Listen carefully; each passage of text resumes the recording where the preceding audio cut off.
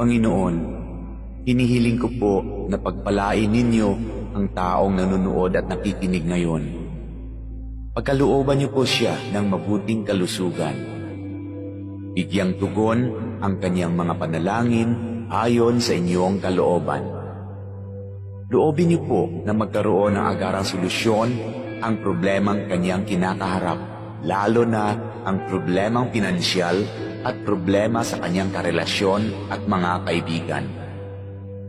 Ilayo niyo po siya sa tukso ng kasalanan at lahat na uri ng kapahamakan.